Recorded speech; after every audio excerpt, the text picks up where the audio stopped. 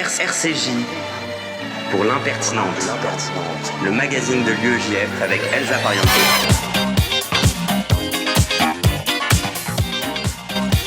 Bonjour à tous et bienvenue dans l'impertinente, l'émission de l'UEJF sur RCJ 94.8 que vous pourrez retrouver en podcast sur l'application et même sur Spotify. Nous sommes aujourd'hui en direct et comme je vous dis tout, nous avions enregistré notre première émission dans l'après-midi du 16 octobre, bien loin d'imaginer le drame qui a eu lieu le soir même.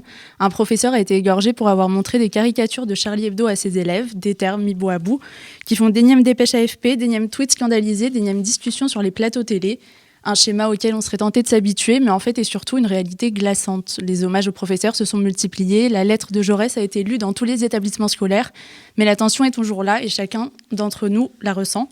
Dans quel monde vit-on ? C'est la question rhétorique, facile, presque dénuée de gravité qu'on se pose de façon désormais indifférenciée quand les populismes nous gangrènent, une pandémie nous fragilise et les terroristes nous attaquent.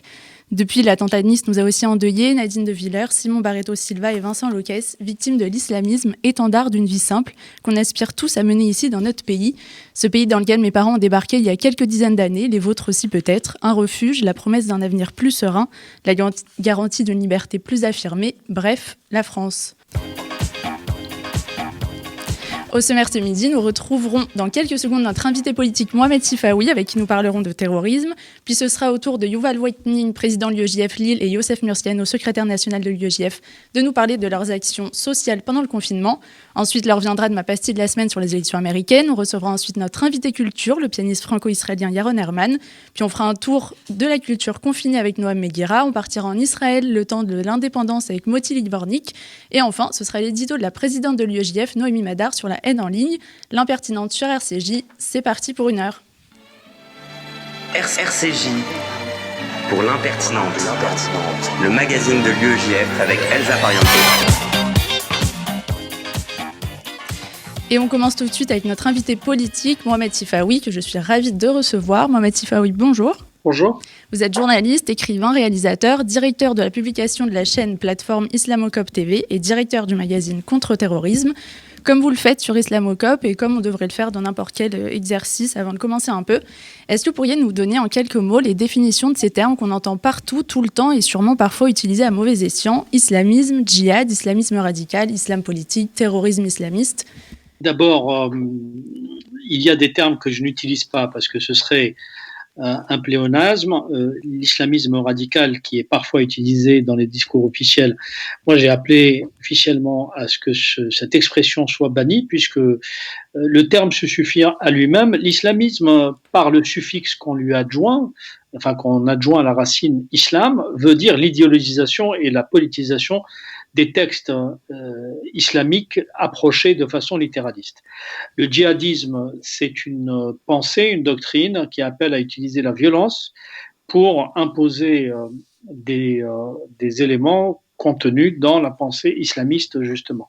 Donc, il faut faire très attention, et vous avez raison d'aller directement sur cette question sémantique, parce que souvent, on n'a pas traité la question convenablement parce que déjà on n'a pas su la nommer. Alors il y a des avancées considérables qui ont lieu depuis quelque temps dans le discours public puisqu'on ose enfin parler de terrorisme islamiste. Alors certains voudraient qu'on ne parle que d'islam et considérer que l'islam et l'islamisme c'est la même chose.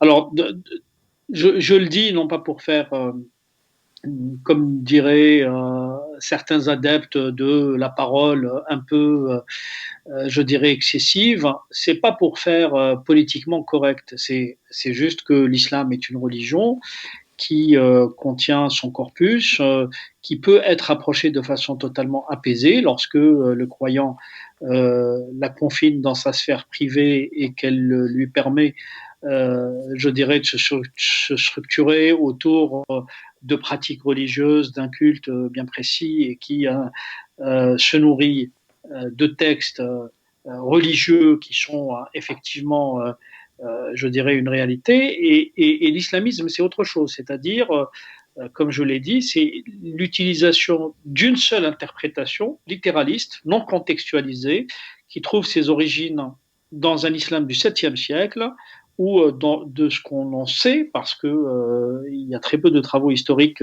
dans le monde musulman qui ont été validés scientifiquement. On se fie, je dirais, à une transmission orale, et les islamistes, justement, cette incapacité à moderniser les textes dont ils se réfèrent est liée au fait qu'ils considèrent que toute contextualisation ou toute modernisation serait une trahison du texte.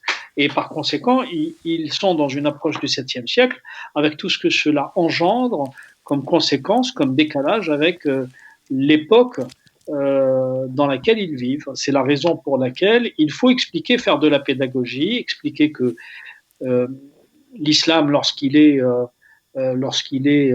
interprété de façon intelligente, devient une religion comme une autre, avec aussi ses archaïsmes propres, mais comme dans toutes les religions, il y a des archaïsmes. Et quand c'est interprété de façon littéraliste, ça renvoie au Moyen-Âge. Et concrètement, aujourd'hui, c'est qui est-ce qui nous menace ? Aujourd'hui, la menace terroriste, elle émane d'une pensée djihadiste qui est transversale, que l'on retrouve dans des organisations type Daesh ou Al-Qaïda, mais je dirais que la pensée djihadiste dépasse aujourd'hui le cadre de Daesh et d'Al-Qaïda, puisqu'il y a une pensée qui s'est autonomisée et qui fait son chemin, je dirais, sans avoir besoin d'un cadre structurant, classique, terroriste, comme ça a été le cas au cours des 20-30 dernières années. Et c'est peut-être ce qui est le plus compliqué. Le djihadisme, c'est d'abord une pensée qui légitime une action violente et qui désigne, sous des motifs divers et variés, des cibles. Et dès le moment où les individus adhèrent à cette pensée, ils peuvent, sans même en référer à une quelconque autorité morale ou religieuse, ou même ou à n'importe quel idéologue, ils peuvent d'eux-mêmes passer à l'action. Et cela s'est accentué parce que le message djihadiste, qui était confiné jusque-là dans des lieux particuliers, dans des groupuscules, s'est totalement, je dirais, dispersé, un peu comme un virus, à travers notamment les réseaux sociaux, qui ont permis aux tout venants d'avoir accès, je dirais, à des textes qui étaient réservés à une certaine élite islamiste, entre guillemets. Il y a une trentaine d'années, quand j'ai commencé à travailler sur les mouvements islamistes, les islamistes avaient pour beaucoup d'abord une formation scientifique totalement respectable, et ensuite ils devenaient islamistes, et donc ils se structuraient. Donc le temps passé à la compréhension des thèses islamistes et djihadistes était beaucoup plus important. Ensuite, on a eu un deuxième temps à partir du début des années 2000 où les djihadistes étaient un peu des gens qui avaient connu un parcours un peu délinquant et qui se sont recyclés un peu pour rentrer c'est ce qu'ils croyaient ou ce que croyait leur entourage, pour rentrer un peu dans une sorte de comportement acceptable non délinquant. Ils allaient vers ce qui leur semblait être un militantisme à caractère religieux. Et il y a eu ce qu'on appelle aujourd'hui la troisième génération du djihad. Et là, c'est très particulier parce que c'est des gens qui n'ont absolument aucune connaissance, d'abord aucune connaissance de la religion, aucune connaissance de l'idéologie islamiste, et qui prennent comme ça une sorte de fourre-tout fait de briques et de brocs, qu'ils récupèrent notamment sur Internet ou dans leur environnement réel restreint, c'est-à-dire le quartier, et qui le plus souvent sont des délinquants qui ont quelques bribes d'informations, de connaissances, et ça leur suffit à passer à l'acte. Alors voilà un peu le spectre auquel nous faisons face. C'est très compliqué parce que ce qui change, c'est qu'avant, les États savaient détecter les islamistes. Ces derniers obéissaient à des codes, à un fonctionnement, fréquentaient les mosquées avec assiduité et progressaient comme ça au fil de leur parcours pour devenir des gens extrêmement dangereux. Là, aujourd'hui, les États, mais quels qu'ils soient, y compris les États parfois musulmans, ne savent pas détecter le profil de la plupart des terroristes parce que ce profil a changé et c'est devenu véritablement le tout venant. Mais c'est justement ce qu'on a vu là avec l'attentat de Conflans-Sainte-Honorine. Et au-delà de ça, il y a quand même beaucoup de réflexions qui s'agrègent depuis cet attentat autour de l'école. À votre avis, comment on fédère à nouveau autour de nos valeurs dès l'école, en fait? En vérité, on met sur les épaules de l'école plus que ce qu'elle peut, que ce qu'elle peut supporter. Euh, le problème, c'est pas tant l'école. Le problème, c'est la suppression ou l'effritement de plusieurs digues qui n'ont plus la capacité de jouer le rôle qu'elles jouaient jusque-là.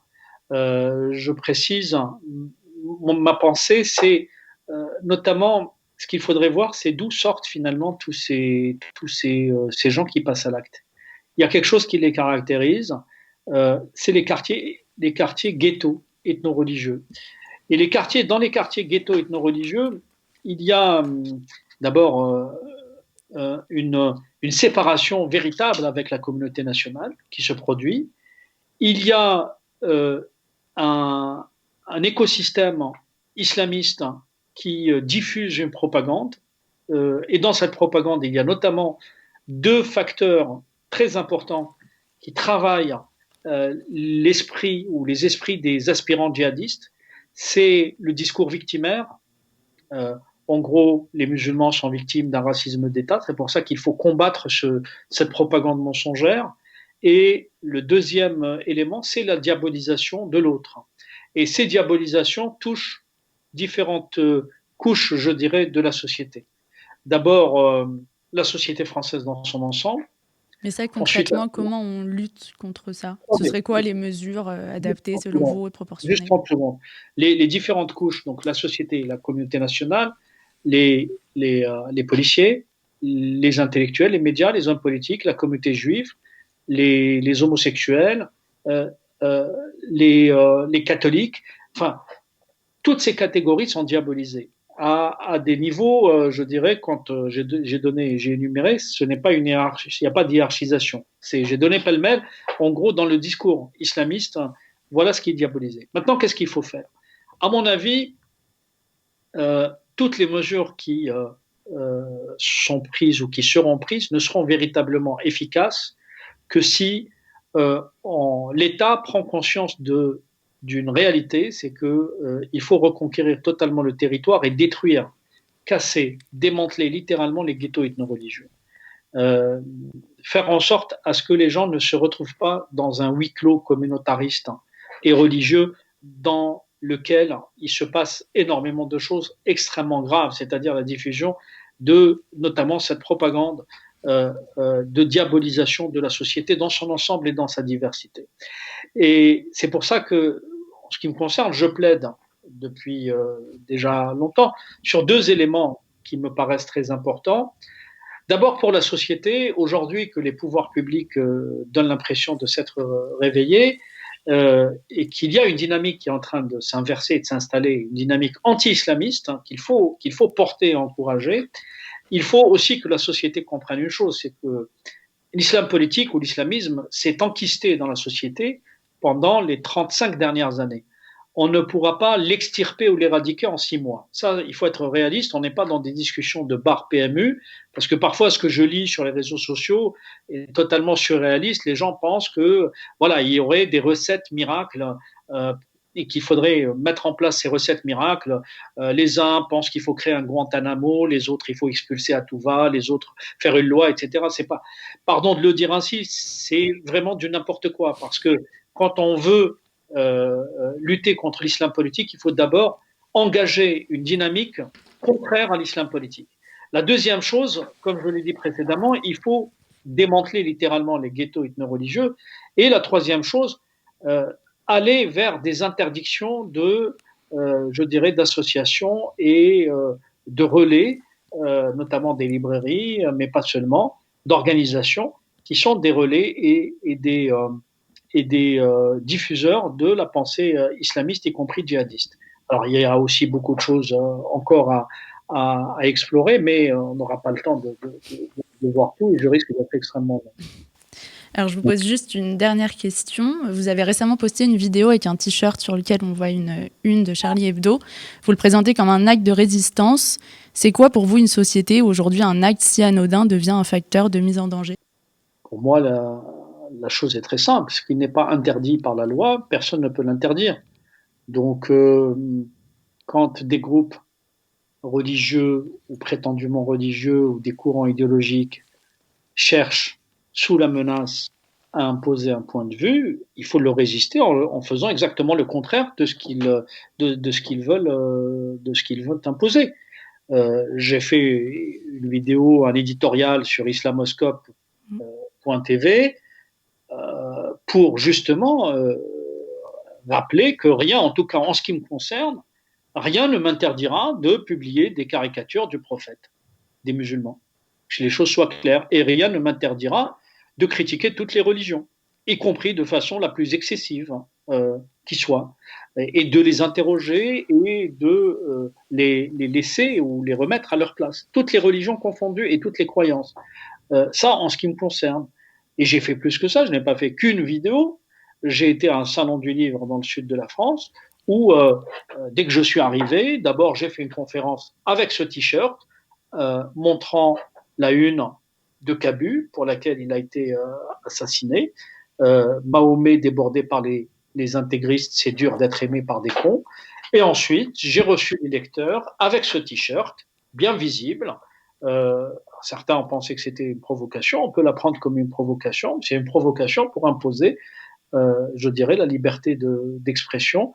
Encore une fois, tant que je ne serai pas condamné par un tribunal qui m'expliquera que en France, on ne pourra pas blasphémer, entre guillemets, sachant qu'il n'y a même pas de blasphème, la notion de blasphème est religieuse, elle n'est pas juridique, tant qu'un juge n'actera pas cette interdiction, aucun homme, aucune femme, aucun citoyen, aucun religieux ne pourrait m'interdire de critiquer, y compris, et de diffuser des caricatures moquant les religions, et y compris l'islam. Merci beaucoup, Mohamed Sifaoui, d'avoir été avec nous aujourd'hui. Merci à vous. Et on se retrouve juste après l'hommage en musique de 21 artistes à Samuel Paty. Sur mes cahiers d'écolier, sur mon pupitre et les arbres, sur le sable de neige, j'écris ton nom. Sur toutes les pages lues, sur toutes les pages blanches, pierre, sang, papier ou cendre, j'écris ton nom. Sur les images dorées, sur les armes des guerriers, sur la couronne des rois, j'écris ton nom. Sur la jungle et le désert, sur les nids, sur les genêts, sur l'écho de mon enfance, j'écris ton nom. Sur les merveilles des nuits, sur le pain blanc des journées, sur les saisons des fiancés, j'écris ton nom. Sur tous mes chiffons d'azur, sur l'étang soleil moisi, sur le lac lune vivante, j'écrirai ton nom. Sur les champs sur l'horizon, sur les ailes des oiseaux, et sur le moulin des ombres, j'écris ton nom. Sur chaque bouffée d'aurore, sur la mer, sur les bateaux, sur la montagne démente, j'écris ton nom. Sur la mousse des nuages, sur les sueurs de l'orage, sur la pluie épaisse et fade, j'écris ton nom. Sur les formes scintillantes, sur les cloches des couleurs, sur la vérité physique, j'écris ton nom. On est de retour dans l'impertinente, l'émission de l'UEJF sur RCJ 94.8 et on ouvre maintenant notre page mobilisation pendant le confinement et on part tout de suite pour Lille avec Yuval Waknin, président de l'UEJF Lille. Salut Yuval, je te laisse te présenter. Salut Elsa, je m'appelle Yuval Waknin, j'ai 22 ans, je suis élève ingénieur aux arts et métiers et depuis bientôt 1 an, je suis président de la section lilloise de l'UEJF. Tu peux nous en dire un peu plus sur ta section ? Oui, la section est de retour sur Lille depuis 1 an. Nous organisons de nombreux événements militants contre la haine et de transmission de la mémoire dans le nord de la France, comme des tractages et des conférences. Récemment, nous avons participé à l'hommage pour Samuel Paty, réunissant 1500 personnes place de la République à Lille, où nous avons distribué une centaine de unes de Charlie Hebdo. Nous organisons aussi des événements conviviaux, comme des after-work, réunissant une trentaine d'étudiants lillois. Bon, je crois que c'est de notoriété publique. Le confinement est de retour. Avec l'UEJF Lille, vous avez mené de nombreuses actions durant le premier confinement. Est-ce que tu peux nous en parler ? Au début du premier confinement, avec le bureau, nous nous sommes demandé comment être utile et rester militant tout en étant confinés. Nous nous sommes rendus compte que le confinement allait nous laisser du temps et que nous pourrions suppléer les personnes à risque en faisant leurs courses et distraire les personnes seules qui forcément s'ennuyaient toute la journée. Partant de ce constat, nous avons décidé de réaliser une chaîne de solidarité envers les personnes isolées de la communauté lilloise. Avec une trentaine d'étudiants de l'UEJF de toute la France, nous avons appelé tous les jours 70 personnes isolées et fait, avec l'aide de la communauté, leurs courses si besoin était. Une véritable chaîne intergénérationnelle s'est créée. C'était notre rendez-vous post-cours tous les jours. Au départ, on les appelait pour s'assurer qu'ils allaient bien. Et finalement, à force d'échanger, on s'est trouvé des points en commun. Et finalement, les personnes qu'on appelait nous sortaient aussi de notre isolement. Chaque militant de l'UEJF en est ressorti grandi et souhaitait rencontrer leurs contacts du confinement, si bien qu'une véritable chaîne intergénérationnelle s'est créée. Vous avez aussi fait des actions militantes pendant le confinement ? Oui, nous avons participé au testing Twitter organisé par le Bureau national avec SOS Racisme, SOS Homophobie et J'accuse, dont les résultats ont montré des failles dans la modération des messages haineux sur le réseau social. Dans la section, nous avons aussi organisé une conférence sur Zoom et en Facebook Live sur la révolte du ghetto de Varsovie. Marek Alter nous a fait part de son expérience au sein du ghetto pendant cette révolte. Nous avons eu plus de 500 personnes en live pendant la conférence. Cette commémoration a permis de montrer qu'il était possible de continuer à militer tout en étant confiné et le besoin de chacun de se réunir pendant ces temps difficiles. Et en quoi c'est important pour toi, pour ta section, de connaître et de faire connaître cette mémoire ? C'est très important pour nous. Dans le Nord-Pas-de-Calais, l'histoire de la Shoah est bien différente du reste de la France. Les Juifs étaient déportés via la Belgique et le camp d'internement de Malines près de Bruxelles. Nous avons ainsi organisé en présentiel une commémoration de la rafle du 11 septembre 1942, rafle du Nord-Pas-de-Calais de la Belgique, si peu connue en France et même dans le nord de la France, réunissant une centaine de personnes. Cela afin de rendre hommage aux 513 victimes de cette rafle, que chacun puisse se rendre compte que la Shoah a eu lieu dans leur ville, parfois même dans leur rue ou même dans leurs immeubles, qu'ils comprennent que ça n'arrive pas qu'aux autres et qu'eux-mêmes deviennent des militants du plus jamais ça. Et est-ce que vous avez des plans d'action pour le deuxième confinement ? Oui, nous avons recréé la chaîne de solidarité pour le deuxième confinement qui s'est encore agrandie. Tous les militants ayant participé à la chaîne du premier confinement ou presque ont souhaité reprendre leurs appels. Nous avons reçu d'autres numéros de personnes appelées que nous avons attribués à de nouveaux militants de l'UEJF Lille. J'en profite pour remercier Fabienne Salzberg, secrétaire de la communauté, qui nous aide à faire le lien entre la communauté, les personnes isolées et nous, et qui trouve toujours une solution pour leur venir en aide.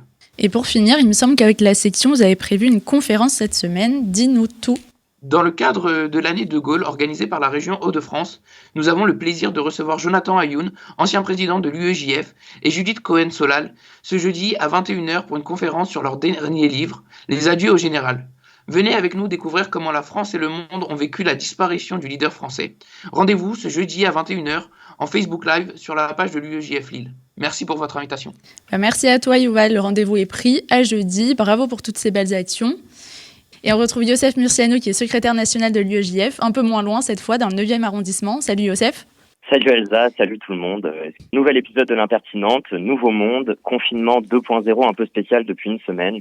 Un confinement nouveau où beaucoup continuent de partir au travail, où nos petits frères continuent d'aller au collège ou au lycée, où l'on compte plus le nombre de grands électeurs dans l'État de Virginie plutôt que le nombre de contaminations au Covid.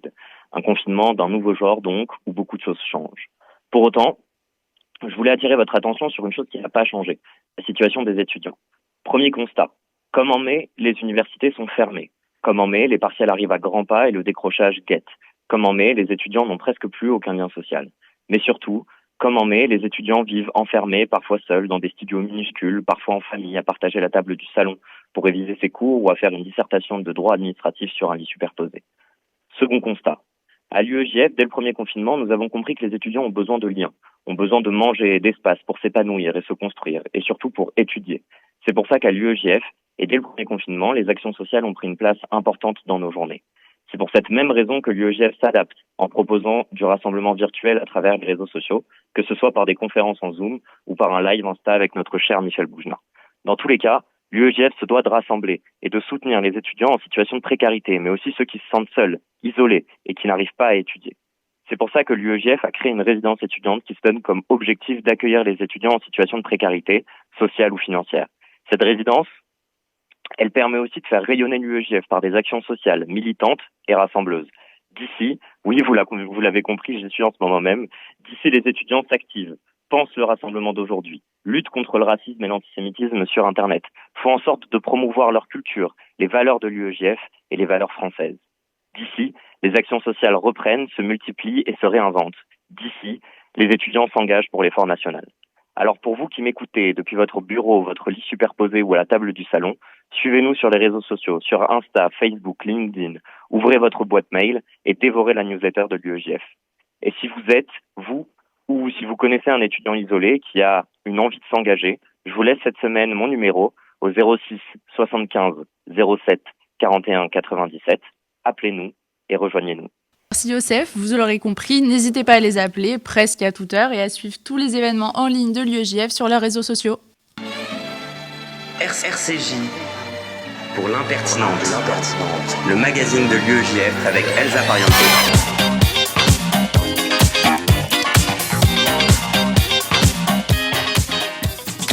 Et on retrouve tout de suite, bienvenue déjà si vous nous rejoignez, on se retrouve pour la deuxième partie de notre émission, toujours en direct, toujours sur RCJ. Et maintenant, place à la culture. Je suis ravie d'accueillir Yaron Herman. Bonjour. Bonjour. Pianiste de jazz connu dans le monde entier, vous remportez une victoire du jazz en 2008. Vous êtes président de la Montreux Jazz Academy pour les éditions 2015 et 2016, mais également compositeur des campagnes de pub Free, Société Générale ou encore Hermès, mais c'est aussi la pédagogie, la transmission qui vous anime. C'est le sens de votre livre Le déclic créatif, sorti il y a à peine un mois aux éditions Fayard, un parcours initiatique dans lequel vous nous accompagnez avec méthode et bienveillance. Vous déconstruisez beaucoup de préjugés liés à la créativité. Vous écrivez « Descendons la créativité de son piédestal pour la remettre à sa place au cœur de nos vies ». Est-ce qu'on a donc tous les germes de cette créativité en nous et comment sait-on sur quoi l'exercer ? Absolument, je crois vraiment sincèrement que nous avons tous une créativité innée qu'on finit par évidemment soit accomplir à travers une passion, à travers une idée, un projet, etc. ou tout simplement un tout petit peu la négliger, la laisser au bord de la route parce qu'on croit que finalement on n'est pas fait pour ça, c'est pas quelque chose d'indispensable, on le fera plus tard, etc. Et je considère qu'il n'y a pas des gens créatifs et des gens pas créatifs de manière générale, parce qu'on entend souvent ça, vous savez, je suis pas créatif, etc. Je crois qu'il y a des gens qui utilisent leur créativité et des gens qui n'utilisent pas encore leur créativité. Donc l'idée serait d'imaginer que l'on puisse tous prendre possession de cette énergie vitale qui nous anime et s'y mettre. Et évidemment, ensuite dans le livre, j'essaie de donner des clés pour justement accéder à toutes ces choses-là, quoi. C'est quoi l'écosystème des idées dont vous parlez et comment on fait pour adopter cette vision ? L'écosystème des idées, c'est simplement la notion qu'une idée ne vient jamais seule. C'est-à-dire quand on a une idée, on a souvent tendance à la classer bonne, mauvaise, ridicule, absurde, etc. Et je considère que voilà, une idée cache souvent une autre. C'est-à-dire qu'une idée qu'on peut considérer comme bête ou comme inappropriée ou comme un peu ridicule ou absurde, à un moment donné peut se révéler extrêmement utile. C'est comme si les idées, de manière générale, étaient comme un puzzle. Et vous nous parlez aussi dans ce livre de l'importance d'écouter ses émotions. Vous écrivez « J'arrête tout, je m'assois ou je m'allonge et je ferme les yeux. Je n'essaye pas de comprendre, j'essaye simplement d'être là ». Mais est-ce que pour vous, le confinement est propice à ce recul ou au contraire, on est tellement acculé qu'il en détruit toute possibilité de recul sur ses émotions ? Je pense qu'on oscille tous et toutes entre les deux états, parce que c'est évidemment une situation inédite et extrêmement difficile à gérer. On peut être tantôt dans une bonne journée, une bonne énergie, en train de se dire « voilà, aujourd'hui je vais faire tant de choses », et ensuite être déprimé en se disant « mais où va le monde ?» Donc l'idée, c'est savoir prendre possession justement de ces émotions et ne pas être forcément possédé par eux, non, par elles. Ouais, par elles. Par elles. Et vraiment les mettre à l'œuvre quelque part, c'est-à-dire que savoir les utiliser comme énergie et les exprimer. Donc les exprimer, ça peut être en écrivant, en faisant n'importe quelle activité créative. Chaque chapitre de votre livre commence par une citation. C'est laquelle, celle qui fait le plus écho à votre propre parcours créatif ? Je ne saurais pas choisir entre mes enfants. Je sais pas. Je pense que chaque citation représente peut-être une étape dans le chemin que je continue à parcourir. Donc, pour moi, l'essentiel, c'est vraiment l'idée que l'on doit tous s'engager vis-à-vis de notre créativité, que c'est vraiment une question de vitalité et de santé. En hébreu, par exemple, le mot bria, qui veut dire création, c'est la même racine que santé, briut. Donc la racine bara.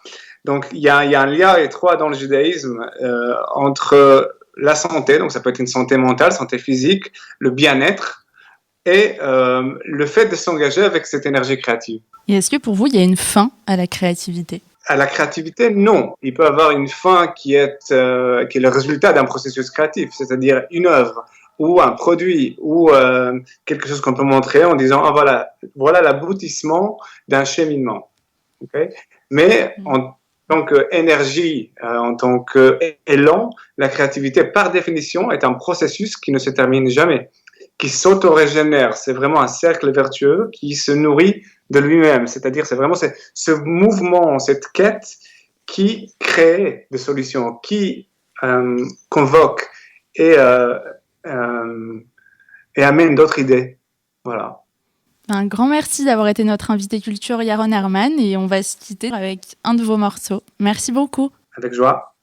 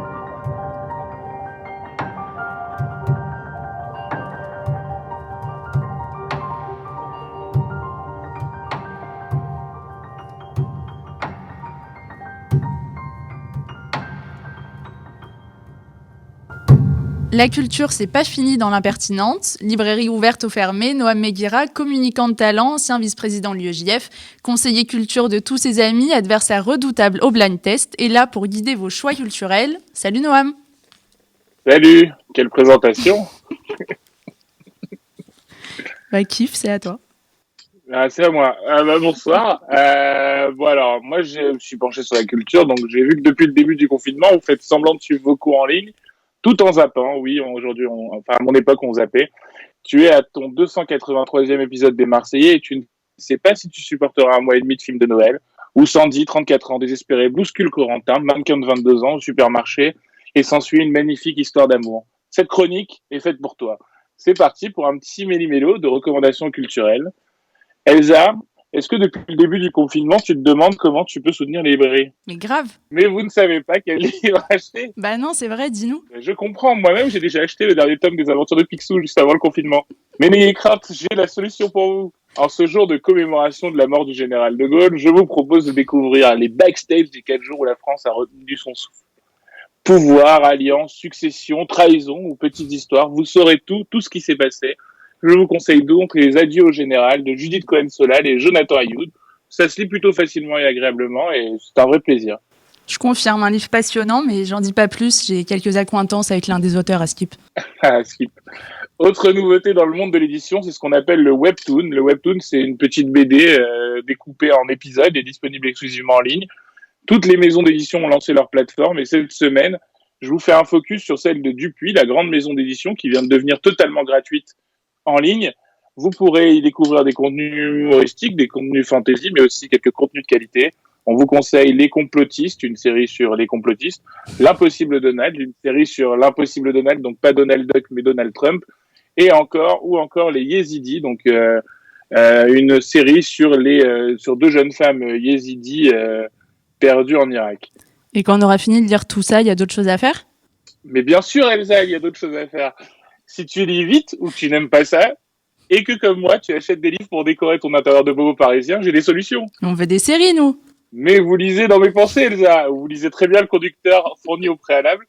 Côté série, c'est le retour de plusieurs d'entre elles cette semaine. Tu trouves la situation sanitaire actuelle et les points santé d'Olivier Véran anxiogènes ? Petit joueur. Si tu veux voir les vrais dessous d'un hôpital au quotidien, le 12 novembre et pour la 17e saison consécutive, Grey's Anatomy is back. Après avoir survécu à un tremblement de terre, une noyade, un crash d'avion, une tempête, un tueur fou, une bombe, un accident de voiture, la mort de son BF, le cancer d'une amie, le départ de ses 2 autres BF, la mort de sa sœur, celle de son mari, et j'en passe, Meredith survivra-t-elle au Covid ? Parce que les scénaristes ont décidé d'intégrer le Covid au scénario. Covid qui a d'ailleurs sauvé la saison dernière l'un des personnages, vu que les tournages ont été arrêtés et qu'ils n'ont pas pu tourner l'épisode en question.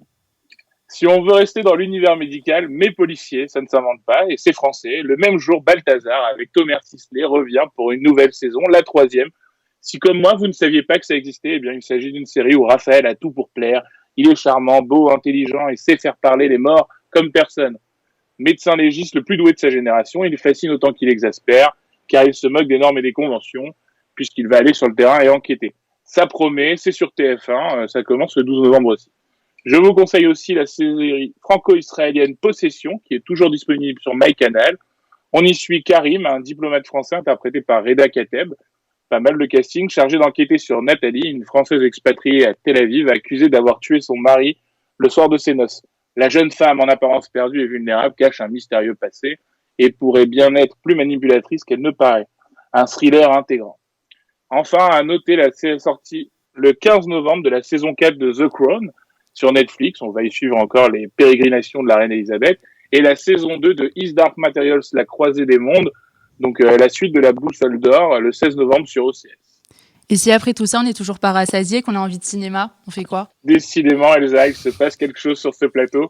Enfin, sur ce Skype. Côté cinéma, quelques recommandations très personnelles. Ça veut dire que je vais parler de films que j'aime bien, mais qui sont plus ou moins vieux. D'abord, alors je vais vous parler de Guava Island. C'est mon coup de cœur sur Amazon Prime avec Childish Gambino et Rihanna. Normalement, à ce stade-là, il n'y a même plus besoin de pitch, mais bon, je vais le faire quand même, sait-on jamais.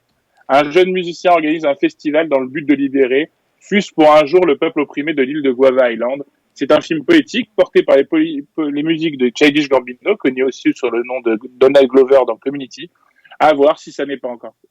Autre film de confiné masochiste que je suis, je vous conseille, si vous ne l'avez pas vu, Un jour sans fin. Phil Connors, journaliste à la télévision et responsable de la météo, part faire un reportage annuel dans la bourgade de Punxsutawney, voilà, je t'ai dit, c'est fait, où l'on fête le jour de la marmotte, dans la possibilité de rentrer chez lui, ensuite à Pittsburgh pour cause d'intempéries. Il se voit forcé de passer une nuit de plus dans cette ville perdue. Il va y vivre une journée sans fin, donc plusieurs fois la même journée. Il y a Bill Murray, de la neige, de l'amour. Sur un malentendu, ça fera office de film de Noël. Sinon, si vous êtes plutôt du genre confiné qui fait des plans pour la sortie du Confifi, je vous conseille La folle journée de Ferris Bueller si vous ne l'avez pas vu. C'est dispo sur OCS. Ferry, c'est un lycéen populaire. Il sèche les cours et embarque sa petite amie et son BF dépressif pour une folle journée. D'où le titre. Ça se vante pas. Enfin, si malgré tout ça, vous voulez de la nouveauté, le film Bob l'éponge, éponge en eau trouble, prévu à la base pour le cinéma, est dispo en exclusivité sur Netflix. Voilà qui satisfera Elsa, qui est une grande fan, je le sais. Voilà, c'est tout pour moi. Merci Noam, vraiment décidément tu sais tout. Si vous m'invitez. Et à très bientôt pour de nouvelles recommandations et on réglera nos comptes dès le premier Shabbat du déconfinement. RCJ pour l'impertinente, le magazine de l'UEJF avec Elsa Parianto. Et on est en ligne avec Noémie, la présidente de l'UEJF, va nous faire du coup ton éditorial sur la haine en ligne sur Internet. On en est où aujourd'hui ? Est-ce que Calvacom, Eunet, Axon, Imagine, est-ce que ça vous dit quelque chose ? Pas grand-chose. Et pourtant, en 1996, ce sont les plus grands fournisseurs d'accès à Internet sur le marché français. Nous sommes à l'émergence d'Internet. Les fondateurs de Facebook et de Snapchat sont encore en 6e, voire en primaire, mais l'UEJF est déjà sur le front avec à sa tête Yariv Abessera. Quel est le sujet ? L'UEJF, à ce moment-là, remarque que les prestataires d'accès à Internet permettent à leurs clients d'accéder à des serveurs et à des messages négationnistes, tombant en France sous le coup de la loi dite Guesso, qui vient juste d'être déclarée. C'est cette fois c'est le premier procès que l'UEJF mène contre une grande plateforme et c'est la première pierre à l'édifice du combat mené contre la haine en ligne. Mais pourquoi dès 1996 l'UEJF s'empare de ce sujet ? Parce qu'à cette époque, nous comprenons une chose, il n'y a aucune dichotomie entre le réel et le virtuel. Ça vous paraît peut-être évident, mais en 1996, quand beaucoup d'entre vous n'étaient pas encore nés, ce n'était pas du tout une évidence. On arrive en 2000, quelques années plus tard, et cette fois l'UEJF s'attaque à encore plus gros. L'UEJF s'attaque à Yahoo. Yahoo qui à ce moment-là est une plateforme émergente. Encore à ce moment-là, il s'agit d'une affaire de négationnisme. La grande plateforme qui explose à cette époque permet sur son site de vente en ligne la vente de petites figurines nazies. Encore une fois, on s'attaque à Yahoo et Yahoo est obligé, in fine, après des mois et des mois de procédure, de retirer les figurines de sa plateforme. Avis aux étudiants en droit, vous tomberez peut-être sur ce cas à votre oral du barreau ou même si vous partez aux États-Unis faire vos études, ce cas est très très étudié. Alors, qu'est-ce qui se passe ? Vous me direz, aujourd'hui sur Vinted ou sur d'autres sites de vente en ligne, on ne vend plus de figurines nazies. C'est vrai, c'est un combat gagné, mais le combat ne s'est pas arrêté là. Vous vous baladez sur Twitter, sûrement tous les jours, vous vous connectez, vous voyez des hashtags émerger. Eh bien, en octobre 2012, le hashtag qui émerge, c'est le hashtag un bon juif, avec des milliers et des milliers de tweets haineux antisémites qui disent un bon juif est un juif mort, un bon juif est un juif en feu, un bon juif est un juif en cendres. Et à ce moment-là, Jonathan Ayoun, qui préside l'UEJF et l'ensemble de son bureau, se disent une chose, il est temps d'attaquer Twitter et de mettre Twitter face à ses contradictions et face à son incapacité à modérer son réseau. Parce qu'à cette époque-là, vous connaissez sûrement ce petit bouton signaler qui est en haut de chacun des tweets, chacun des posts Facebook. À cette époque-là, ce bouton n'existe pas.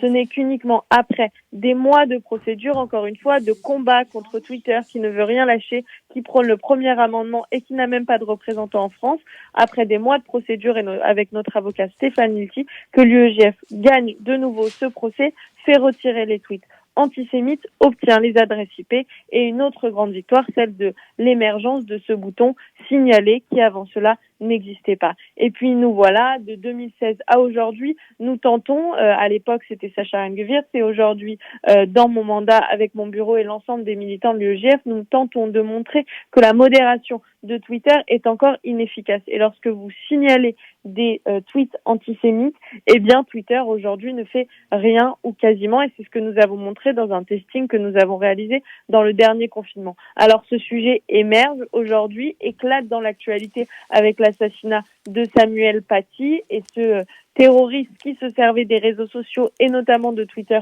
pour répandre sa haine en amont, mais aussi malheureusement et terriblement lorsque Samuel Paty a été assassiné, il a posté cette photo terrible sur les réseaux sociaux. Les réseaux sociaux sont aujourd'hui une caisse de résonance de la haine. Ils permettent de connecter des terroristes et des haineux de par le monde, et c'est la responsabilité des plateformes de modérer, de réguler et de ne pas laisser passer. Et ce jeudi, nous serons en médiation face à Twitter pour les mettre une nouvelle fois face à leurs contradictions et faire en sorte que définitivement ils se mettent à modérer et à ne pas laisser des contenus haineux proliférer uniquement parce que le flux leur rapporte beaucoup d'argent.